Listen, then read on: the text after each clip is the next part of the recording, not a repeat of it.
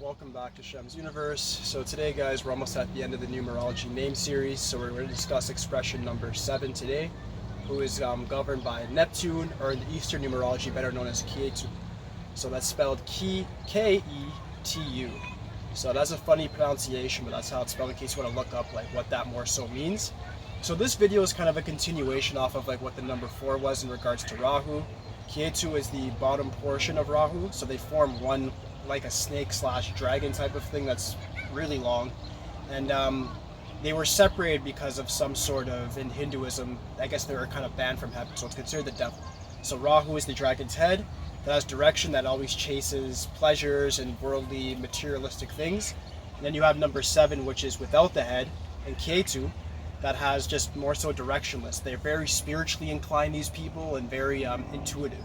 But for some reason they end up becoming drifters. They just end up drifting through life without any real sense of direction due to the fact that their spiritual entity is headless. Alright? So there's different types of 7s that we're going to get into today. I'm going to discuss number 7 first, 16, and then 25. Okay, so the number 7 by itself is very quiet, reserved, intuitive, very, very smart, strong mind. Number 7's, anybody that you has a name number 7 or birth number 7 for that matter, whatever you put in your mind can turn to reality. You guys have extremely powerful minds. You have to put to the right thing in order to not end up drifting or getting into different things, which I'm going to discuss in a second. The weaknesses of the number 7 goes as follows. It's a watery element. Neptune, the god of Neptune, is a water god. And because of that, they always find that number 7s coincidentally get addicted to something liquid, like liquor, wine, whatever.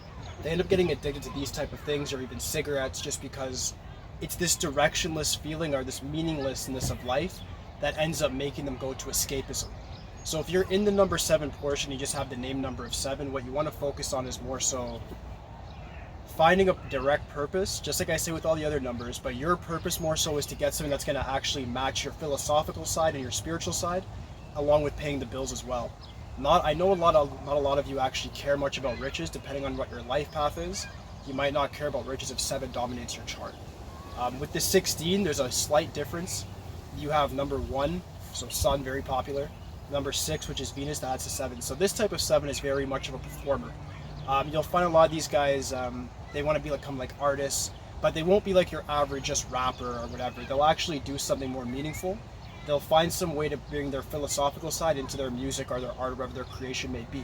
But they want people to see it, because the 6 is all about beauty, and the 1 is all about getting that attention, being the center of that universe. So even though it goes into 7, it gets shaded with those lighter elements as well. The final archetype I'll go over today is the 25. So if you're born the 25th, or if you have the name number 25, more importantly, you're going to have number 2, which is Moon, number 5, which is Mercury, that adds to 7. So 2 is very intuitive, along with 7. 2 and 7 going together actually is very, very, what they consider really good. It's like a, what's the word here? I'll get back to you. There's a word for it though, that really just means that it like actualizes in that number. The number 5 again is like a mind number, very quick-minded. So then this is like the part of 7 that really gets to show its philosophical side. People like Will Smith, Mike Myers, born the 25th. Name numbers I'm not too sure about. I have to look that up more, and I'll give you guys some examples. But people with the 25 in their chart dominantly, they end up becoming very creative, whether that's through writing or speaking. But the 7 gives them that intuition as well. So they're able to use that, but put it on paper. All right? So the number 7 in all, guys, a lot of these numbers in comparison to the other ones, 7, 16, 25, are extremely similar.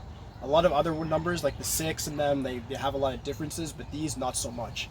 What you got to focus on if you're a 7 and you're saying, well, I'm drifting off in life, don't have much of a purpose, find something that's more so philosophical. There's something that you're fascinated by that you could probably monetize, whether that be through what I'm doing, like numerology, or whether that be through astrology or any other thing, like any religion, martial arts. Anything that's philosophical, has a philosophical side to it, or religious content, you can then bring that to the platform and actually utilize it to the best of your ability. Alright, so that's all it's going to be for number 7, guys. Tomorrow we'll get into the famous number 8, and we'll get right to it. Thanks, comment, like, subscribe, holla at me.